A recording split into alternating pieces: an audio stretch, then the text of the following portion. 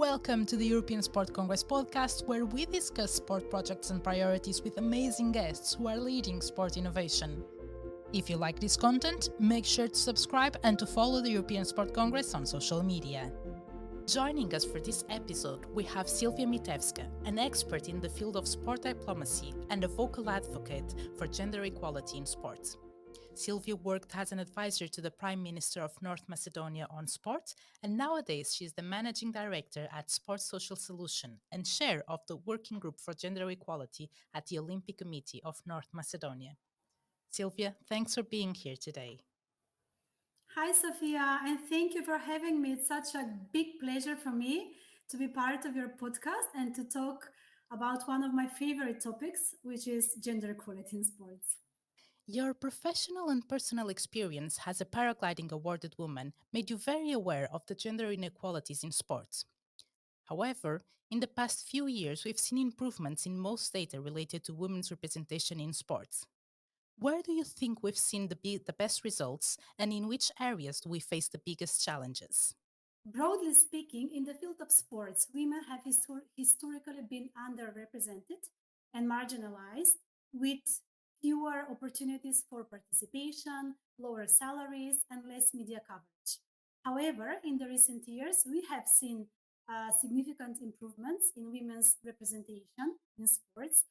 I believe that many organizations have recognized the benefits of gender equality and diversity in leadership, and so they have implemented policies to increase women's participation in decision making positions.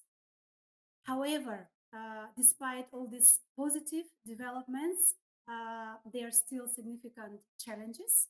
And the topic of gender equality requires continued action, attention from individuals, but also from organizations across all levels in sports.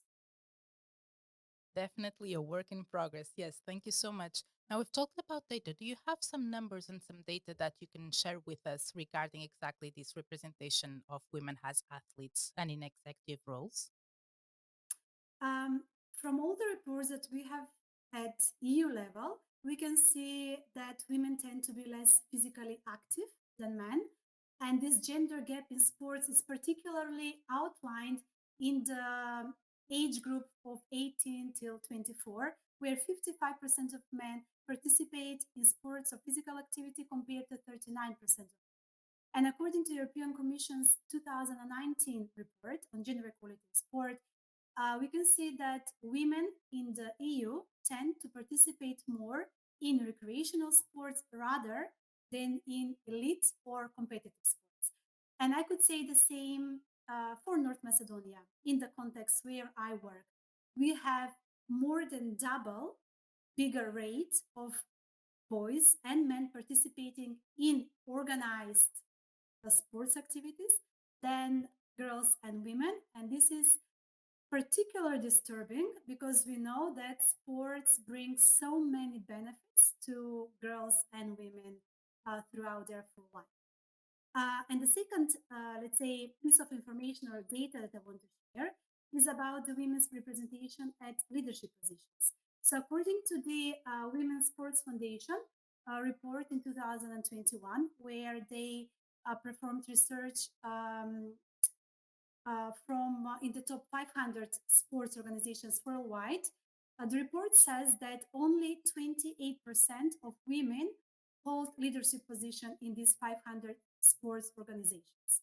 And once again, if you speak about the EU level, then from the report, Women in Leadership Positions in Sports Governing Bodies in Europe, we can say that um, only 27% of women are at leadership position from 45 European countries in sports. Yes. And if we go even one step lower about North Macedonia, the biggest gap in leadership, um, the biggest gender gap in leadership is exactly in the sports. So we have more than 95% of national sports organizing sports bodies are led by men, and less than 5% of national sports federations are led by men. So you can see that there is a huge discrepancies and there is a huge still gender gap, and this is why it's so important to be very vocal, but also to take actions in closing this gender gap in leadership. Exactly. I mentioned first that numbers are improving, but what you've just shown me, we see that there's still a long, long way to go. Now, catching up on that, how do you think that institutions can contribute to improve gender equality in sport then? Well, there are several areas where institutions can focus their efforts to improve gender equality, and I will mention some of them. So, the first one is to increase participation rates among women and girls in all levels of sports, starting from grassroots to elite competitions. And this also includes providing access to facilities, to equipment, to training programs, as well as promoting positive role models and breaking down gender stereotypes. The second area where institutions can make big change is to address unequal pay and opportunities. And that means ensuring that female athletes receive equal pay and resources as male athletes, and promoting equal opportunities for women in coaching, in leadership, and other positions of influence in sports organizations. The third area where we should do a great change is to combat gender based violence, and therefore, institutions can take steps to prevent and respond to gender based violence and harassment in sport, including developing policies and procedures on how to address these issues and providing support and resources for those who have been affected. And maybe the fifth, let's say, area I would mention is about it's to increase media coverage of women's sports, meaning highlighting more female athletes' accomplishments and promoting positive narratives around women in sport. And there, in that way, we can have more younger, girls and young women hearing about these significant achievements that female athletes are doing, and in that way, we can somehow motivate and inspire them to take the same steps and to see a career within the sports. Exactly. Very good. Very interesting points. You've mentioned that we need to work against gender violence in sport. And I know that there are a couple of projects on that, on safeguarding and this kind of issue. It's a hot issue, a hot topic. So, I mean, in that sense, how do you think that research and projects like this can help achieve gender equality in sport? In general, research can really help a lot because research identify disparities and barriers that women usually face in sports, such as unequal access to resources, pay gaps, and stereotypes. And then we can use this information to develop targeted solutions and policies to address these issues. Also, projects can help raise awareness about the importance of gender equality in sport and the need for us to take action and the need for change. And this can surely help to create a sense of urgency and to encourage stakeholders to take actions. And furthermore, research can definitely help in monitoring progress in promoting gender equality and evaluate the effectiveness of our actions and of our interventions. And that way we can see, we can we can identify which areas needs improvement and which strategies are more effective and more meaningful, and they are having the best impact. So this is why it is very important to work through the project management system, because in that way, in a very structured way, we can achieve um, solid change. Very good, very well. I see that they play an important role here. And you mentioned the strategy and applying good policies. And I think that this is very connected with another area of expertise of yours, which is sports diplomacy. But before we get into that, I would like you to explain for those like me who didn't know it before, what is sport diplomacy? Sports diplomacy, it's a evolving field, but it's really an emerging field both for academia and for practitioners. And sports diplomacy is basically using sport in a very strategic way in order to gain some foreign policy goals. but it can be practiced on different levels within sports. So it can be practiced at a grassroots level, and it is practiced every day by sports organizations, by NGOs, by athletes themselves, by sports leagues, national federations as well. And it can be practiced at the level of foreign service or, let's say, diplomats, embassies, consulates, Ministry of Foreign Affairs, where they strategically deploy sport as a mean to, to showcase the world the image of their country, their national identity, and to reach some important policy goals and priorities they have within. Because sport is very, let's say, effective tool, and it resonates quite good with everyone because everyone loves sports and people talk about sports all the time, and you cannot find even one person who hates sports. So I think in that way you can really easily connect to someone, and especially sports can bring together people from estranged communities, maybe different cultures, maybe countries that have had some tensions in the past. So by deploying sport in this particular way, you create um, you create opportunities for collaboration, for meaningful engagement, and for bringing closer people and communities. And it's something that has been practiced for a long time since sports exist, but recently has really gained, let's say, the label of sports diplomacy. And nowadays, it's very much it's an interesting and attractive topic for a lot of practitioners, for a lot of academics, and also for diplomats because they can recognize the potential and importance that sports can bring at all levels. Okay, so I see that sports diplomacy, as it is, already improves inclusion because it already demands an effort from everybody. But I would like to ask you, in a more technical way, how can it be used as a tool to promote inclusion by these institutions? Inclusion is all about bringing in the same room different profile of stakeholders. And by sports diplomacy, at least my experience when I, as a practitioner, we have had wonderful examples when through sports activities and sports events, we could bring different stakeholders and inspire them to start partnership and collaboration.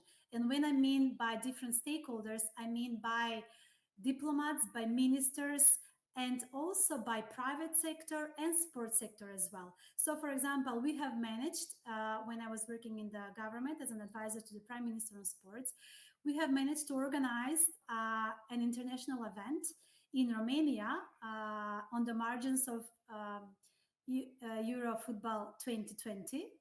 Um, and we, through sports diplomacy, we managed to bring together the private sector from Romania with the private sector from North Macedonia, and also by engaging different types of ministries who afterwards, after that event, have continued their collaboration. So we have used our males football team participation at this European Football Championship, since it was the first time for our male football team to be national team to be playing there. We used it to raise awareness about sports diplomacy, and on the margins of that, to organize international event in order to promote trade and to promote Macedonian products in Romania, and to forge a meaningful partnership that has continued also in the years after the male team have played at Hura. So this is just one example where we have tried to, let's say, bring together different levels of stakeholders, starting from grassroots sports players, but also ministers and private sector. And another example would be also when I was working in the NGO sector and leading one NGO organization, we have managed through sports diplomacy targeted activities to bring together young population from Kosovo and from Macedonia and for Greece and North Macedonia. So we have had some tensions, or let's say we haven't, the youth from these countries haven't had the opportunity to collaborate so much through sports. So we have managed through our tailored designed activities to overpass the difference that we have, but instead to look at the similarities and to educate young people how important it is to have the same values and to have the same, let's say, goals and vision and mission in their life. And that is to be good, to be inclusive, to be fair, and to have good life skills that will help them throughout their lives as well. That's very, very interesting because we are dealing with a bottom-up approach. So instead of having policies telling us exactly what to do, sports diplomacy is available to everybody, and we're all using it to actually impact the policies that are being made, correct? Yes, and this is the beauty of sports diplomacy because it doesn't, by default, it's not, it shouldn't be seen only through an embassy window, which means that not only diplomats can be engaged in diplomacy. Now, sports diplomacy, also athletes, NGOs, sports organizations can be key players in creating and deploying sports diplomacy as well, because athletes themselves, they are great negotiators, they are great communicators, and they are very good in representing their country as well. So they really have all the best soft skills that they can deploy in order to create this kind of activities where you bring whole communities and societies together through sports. So that is why when I speak about sports diplomacy, I'm very passionate about grassroots sports diplomacy or athletes at sports diplomacy ambassadors, because they should be very much aware about the potential they have in playing crucial parts of sports diplomacy. I can see that you're very passionate about it, but it also looks a very, very interesting topic. And now, going a bit back to gender equality, how do you think that we can intertwine this agenda of sport diplomacy and gender equality? And if you could give us some examples of good governance in this topic, please, that would be amazing. So, in general, good governance refers to the effective management and oversight of sports organizations, that they ensure that there is transparency, accountability, and the participation of all stakeholders in decision making. And it is crucial and critical for improving inclusion and gender equality in sport, because it really creates a foundation for fair and equitable practices. And good governance can really ensures that decisions are made in a fairly manner and with the participation of all stakeholders, including women as well. And this can ensure that everyone, particularly women, have a voice in the decision making process, and that decisions are made in the best interest of all members, particularly once again women of the organization. So, in that way, also good governance can ensure that resources such as funding and access to facilities as well are managed effectively and efficiently and are distributed fairly to everyone. And that is why gender equality, it is a part of good governance principles, and one without the other cannot go. Exactly. So we're talking a lot about collaboration, about partnership, about how everything intertwines. And I'd like to move forward with that to the importance of exactly exchanging ideas, because we've seen that one person or one institution doing it solo will probably not have the same advantages as doing it in a group. So I would like to talk about that. How why do you think it's so important to exchange these ideas, to communicate research, to communicate projects, to communicate the examples of what you've just said of good practices in sport diplomacy? Um, well, It's important to build networks and partnerships because by exchanging ideas and by communicating projects, best practices, or common barriers that we have faced, we sports organizations in general can build networks and partnerships with other organizations that have similar goals, and that can really help us to foster collaboration, share resources as well, and build momentum for gender equality initiatives in sports. Also, it's worth mentioning that communicating projects and priorities can also help us raise awareness and visibility for gender equality issues in sports. And that can also help us in mobilizing more support from different stakeholders, perhaps also generate media coverage and increase as well the public pressure for action, because we always need support from the wider society as well, from the wider audience outside of the sports sector, let's say. And by exchanging ideas and best practices as well, sports organizations can really learn from each other, and they can identify effective strategies for promoting gender equality in sports, which bottom line can, let's say, accelerate progress and can avoid duplicating efforts as well. So by bringing all these things together, I think this is why it's so important to have all this in mind and having collaboration, partnerships by different stakeholders and different sports organizations always in front line if we want to achieve a sustainable change in gender equality within the sports sector. Exactly, very good. And before we move forward, sorry, but just a great example of something that you did actually in North Macedonia, with the last time we talked, you told me that you now have a gender equality plan at the National Olympic Committee, right? And that was also born from all of this collaboration and this sharing of ideas. Yes, yes, yes. We are very happy. We are very proud to say that for the first time in our history, uh, last week, the General Assembly at the National Olympic Committee has adopted the National Action Plan on Gender Equality, where we have included five main objectives and goals.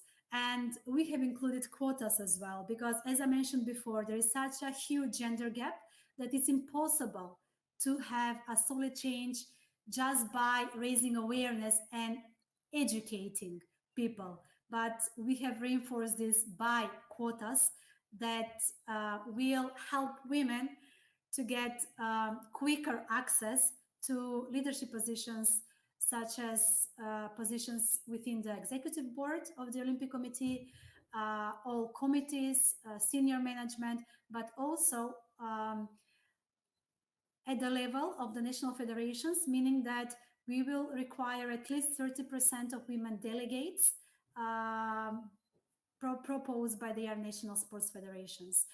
So we are very excited to see how this will evolve, but we are ready to see the change and, more importantly, to pave the way, because in order to have women nominated for these positions at the same time, we are going to also create pathways for women and different leadership positions just to encourage them, to empower them, and perhaps to support them in areas where they think that they lack some kind of technical knowledge. And just as you mentioned, this national action plan has been developed within the framework of a European Union funded project called Games, and together with other Olympic committees from the region, and with the help of a consultancy firm as well. And by exchanging ideas, best practices, we have really brainstormed a lot about how this national plan should look like. But now, after 1.5 years of implementation of that project, we can really see the tangible results. So this is why it's important, particular for North Macedonian sports organizations, to be part of this huge and big collaborative partnership, because we can learn so much, we can have access to great network, to great ideas, and we can have the support by our European families in being more strong and vocal when it comes about pushing forward the agenda on gender equality in North Macedonia.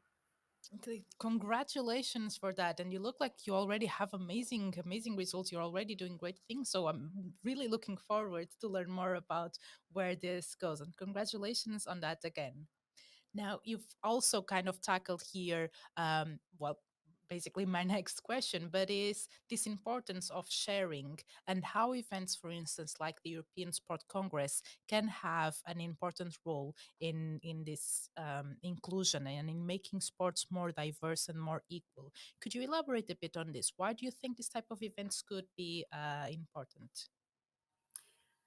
I think the European Sports Congress and all other events similar to this event, just by trying and engaging to bring different stakeholders from across the sports sector and the sports industry, including athletes, administrators, project managers, leaders of sports organizations, policymakers, and experts, bringing all these different profiles in the same place and, and providing them a platform to facilitate knowledge and to share what they have been working on. I think it's a very, very important tool, and it's a great example of how we should promote and how sports events can, make sports more diverse, inclusive, and equal. Because at that European Sports Congress, all of us, we can showcase the successful stories of our organizations, and also as on an individual level, we can share our success stories, how we have made significant progress in promoting diversity, in promoting inclusion and gender equality in sports. And in that way, perhaps, we can inspire others and we can demonstrate, the value and the impact of such initiatives. So I think it's a great platform, and it's a great example at European level of how one sport event can truly advocate and promote sports to be more diverse, equal, and inclusive.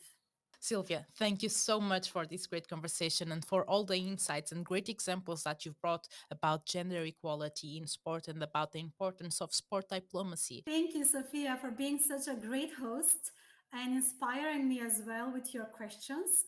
And thanks to everyone who is listening. And I really hope to see you all at the European Sports Congress in the beautiful place Gijón. Gijón, Gijón. exactly, very well. Gijón from Spain. And I'll see you all there on the 20th, 21st, and 22nd of September. And I'm really looking forward to be amazed and inspired by all of you. Thank you. The European Sport Congress brings together stakeholders from all over Europe to showcase their work, connect with potential partners, and learn from the experts. The 2023 edition of this event will take place in Spain this September, and you can find all the information and register at www.sportcongress.eu.